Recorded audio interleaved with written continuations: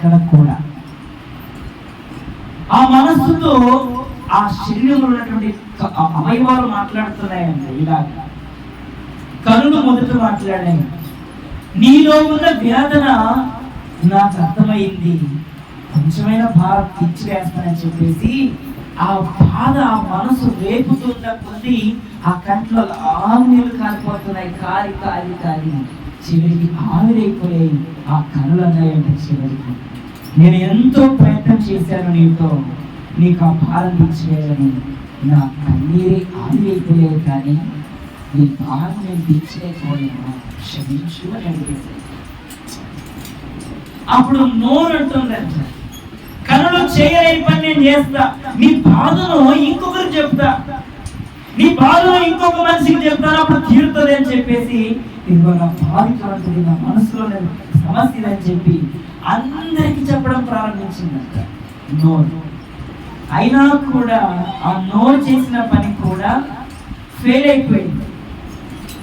అప్పుడు నోరు కూడా అంట, మనుషులు చెప్పాను నీ మీద ఏమైనా జారి పడతానుకుంటే నీకేం తక్కువ, వాళ్ళకేం తక్కువ, చేసింది కాబట్టి అనుభవించిందని చెప్పేసి అన్నారు. ఇక నా ప్రయత్నము ఓడిపోయిందని చెప్పేసి నోరు సరిలేదు.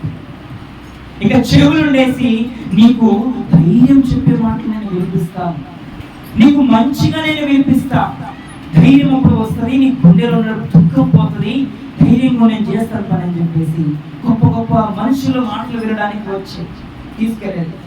ఆ మాటలని వినబడుతుంటే, నేను ఎవరు తక్కువ చేశారో వాళ్ళు నువ్వు గొప్పగా అవుతావు చూడు అని ఇట్లా మాటలన్నీ వినబడుతున్నా కూడా గుండెలో ఆ భారము, చెవికి ఎంత వినసొప్పు మాటలు వినబడుతున్నా కూడా పనిచేయదు. అప్పుడు చెవులు కూడా అన్నాయి, నేను ఎన్నో మాటలు వినిపించాను, అయినా నీలో పని జరగలేదు, నన్ను క్షమించువా.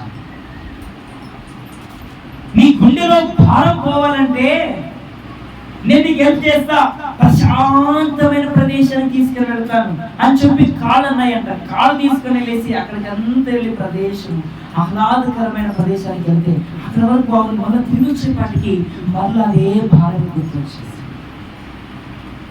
అప్పుడు చేతులు ఉన్నాయంట. ఏమనుకోనంటే నేను నీకు హెల్ప్ చేస్తానని చెప్పేసి సహాయం చేస్తే ఏమవుతుంది, సహాయం చేస్తే అప్పుడు నీకు ఆనందం కలుగుతుంది, సమస్య మర్చిపోతామని చెప్పేసి చేతుల ద్వారా అనేకులకు సహాయం చేయడం కూడా ప్రారంభించింది. సహాయం చేసినంత వరకు సంతోషం అనిపించిన తర్వాత ఆ చేసి చేసి సహాయం చేసి ఖాళీ అయిపోయినప్పుడు నేను చేశాను, నీ భారాన్ని దించలేకపోయాను అని చెప్పి ఆగిపోయి,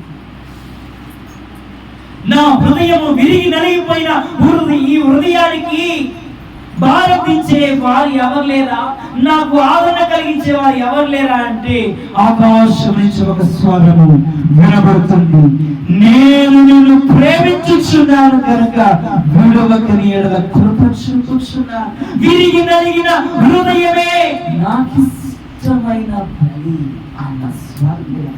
ఆ మాట వినబడితే ఎవరు అని కళ్ళు ఒక్కసారి ఆకాశం వైపు చూశాయి. ఎవరి మాట మాట్లాడిందని ఆ చెవులు ఆయన వైపు చూశాయి.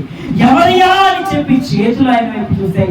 ఎవరు ఎంతగా మాట్లాడింది చూడలేదు కదా అని చెప్పేసి కాళ్ళు ఆయన వైపు పరిగెత్తడం ప్రారంభించాయి. ఇదిగో నోరు కూడా ఏం చేసింది తెలుసా, ఆ హృదయం అయ్యా ఎంతో మందికి చెప్పుకున్న సమస్య తీరలేదు, నేను నీతో చెప్పుకున్నానని చెప్పేసి మాట్లాడి మాట్లాడి పెదవులు మాట్లాడి ఆ కన్నీరు కాస్త కాస్త కాస్త పదాలు ఆగిపోయాయి. ఇంకా పెదవుల నుంచి మాట ఆగిపోయింది. చేతులు గడగడ వణుకుతున్నాయి. సహాయం చేసేదానికి ఎవరు లేరని చెప్పేసి మోకాళ్ళ బలం తగ్గుతా ఉంది.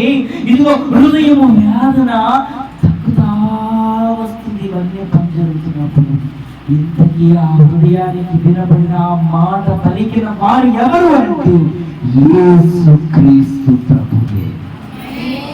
హల్లెలూయా. అందుకే విరిగి నలిగిన పనియాలముగాను నా హృదయమార్పింతును,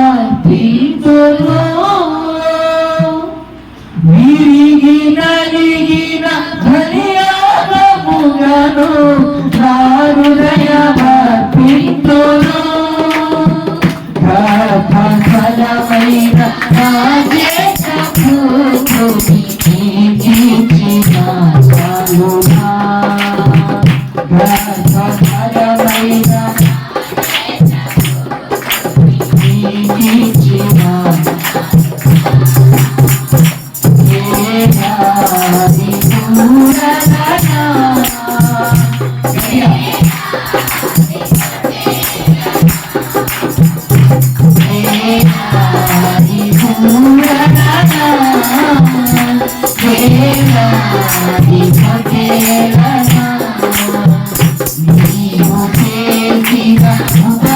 ఉపకారములకు నేనే